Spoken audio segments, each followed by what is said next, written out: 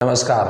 आज हम बात करेंगे भू उपग्रह के परिक्रमण काल, यानी हम ये कह सकते हैं कि पृथ्वी के चारों ओर जो अपने उपग्रह हैं वो कितने समय में एक पूरा पृथ्वी के चारों ओर एक चक्कर पूरा करते हैं। तो आइए देखते हैं। ये मान लीजिए हम सबसे पहले बात करें, ये क्या है, हम इसको पृथ्वी मान लेते हैं और इस पृथ्वी जो है इसको हम पृथ्वी मान लेते हैं और इस पृथ्वी की जो त्रिज्या है वो क्या है, कैपिटल आर। ये क्या हो गई, पृथ्वी की त्रिज्या कैपिटल आर, ये आप सब जानते हो, ठीक है। ये इसका केंद्र हो गया कैपिटल ओ, इसका द्रव्यमान हो गया आपका कैपिटल एम। अब चारों ओर इसके चक्कर लगा रहा है कौन, एक सैटेलाइट यानी उपग्रह, ये चारों ओर चक्कर लगा रहा है इसके उपग्रह।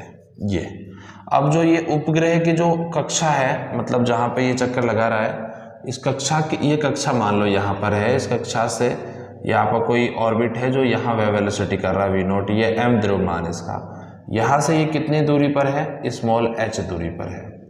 तो पृथ्वी की सतह से इसकी ऊंचाई कितनी हो गई, h। तो यहाँ से हम डायरेक्ट देखें तो इसकी जो दूरी हो जाएगी वो क्या मानते हैं अपन, स्मॉल r। एक्चुअल में स्मॉल जो r है आपका वो क्या हो जाएगा, r प्लस h, ठीक है। तो हम यहाँ पे निकाल रहे हैं परिक्रमण काल। परिक्रमण काल का मतलब है कि जब ये हमारा परिपथ इसमें जब घूमेगा उसी को अपन क्या बोलते हैं, परिक्रमण काल बोलते हैं भाई, ठीक है। आई थिंक ये बात आपको बहुत अच्छे से समझ आ गई होगी, ठीक है। अब परिक्रमण काल इसका एक टॉपिक वो होता है, वो क्या होगा वो भी अपन देखेंगे। परिक्रमण काल का परिभाषा। अब परिक्रमण काल की परिभाषा निकालने के लिए मैं आपको को रटना नहीं है, तरीके बताता हूँ। हमारा सूत्र होता है वेग बराबर विस्थापन बटा समय, आप बहुत अच्छे से जानते होंगे। अब अगर समय निकालना है तो समय इधर ले आऊं और वेग को इन दोनों को आपस में प्रतिस्थापित कर दूं, यानी रिप्लेस कर दूं। तो यहाँ क्या हो जाएगा, समय, और यहाँ क्या हो जाएगा, विस्थापन, और बटे क्या हो जाएगा, वेग।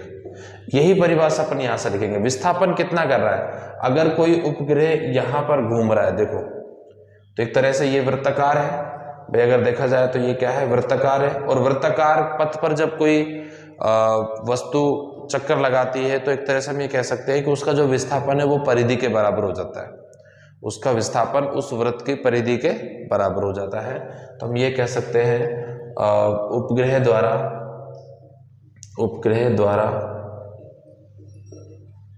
कक्षा में तय की गई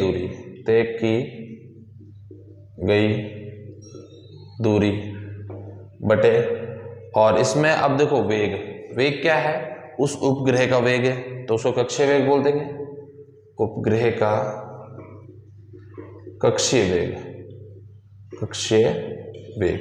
तो परिक्रमण काल को हम रिप्रेजेंट करते हैं t से, और ये तय की गई दूरी ऊपर हो गई 2πr, क्योंकि यहाँ से लेके यहाँ तक जो दूरी है वो r है, उसको r प्लस h मान सकते हो, लेकिन अभी अपन r मान लेते हैं।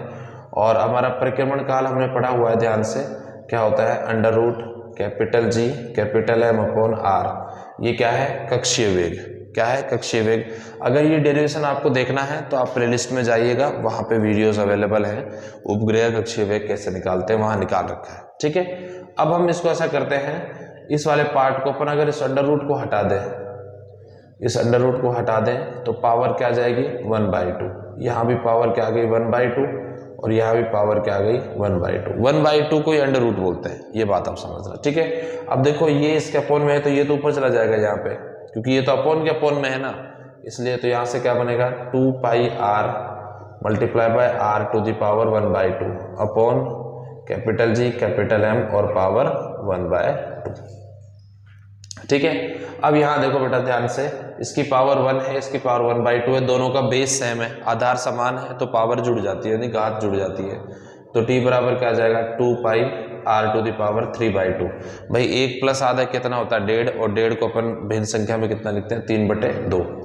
और यहाँ क्या बचेगा आपका, कैपिटल G कैपिटल M और इसका 1/2, ठीक है। अब चाहो तो आप यहाँ r की वैल्यू रख सकते हो, अगर इस r की अपन वैल्यू रखें यहाँ पे, तो यहाँ से क्या लिख सकते हो आप, 2π, ऐसे लिख सकते हैं अपन इसको, 2π कैपिटल R प्लस H और इसका होल क्यूब अपॉन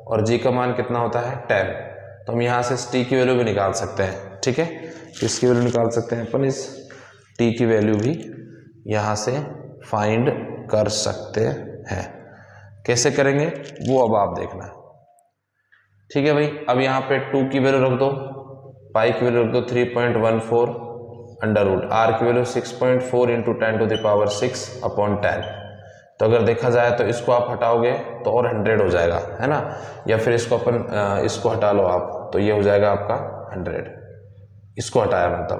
तो t इज इक्वल टू क्या मिल जाएगा आपको यहाँ पे, ये हो जाएगा 6.8 टू 6.28, और इसको अपन लिख देंगे 64 इंटू 10⁻, ये 2 से 2 कट जाएगा ना, यहाँ 4 बचेगा तो 4।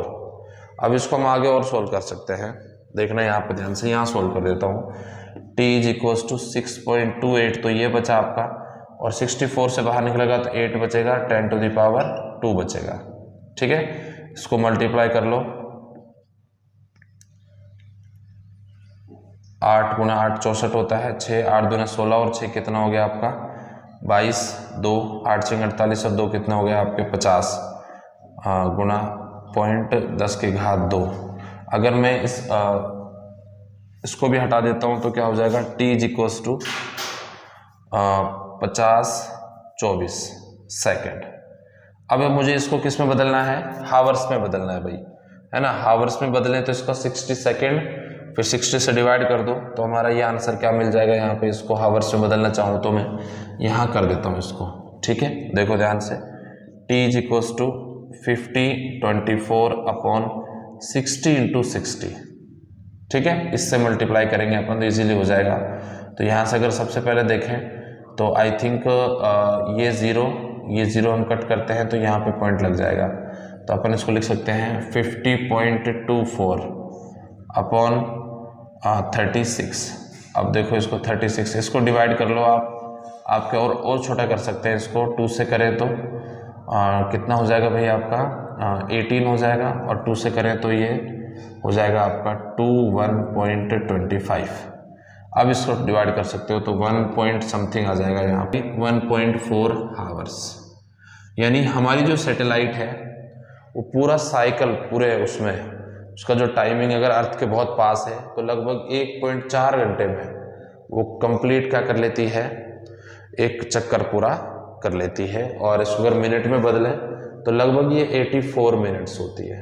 लगभग कितनी होती है, 84 मिनट्स होती है। ये हमारी सैटेलाइट का क्या होता है, भ्रमण काल, परिभ्रमण काल होता है, परिक्रमण काल होता है। परिभ्रमण ही बोल सकते हो, मतलब चारों तरफ भ्रमण करती है, और इसको परिक्रमण काल बोल सकते हो। धन्यवाद।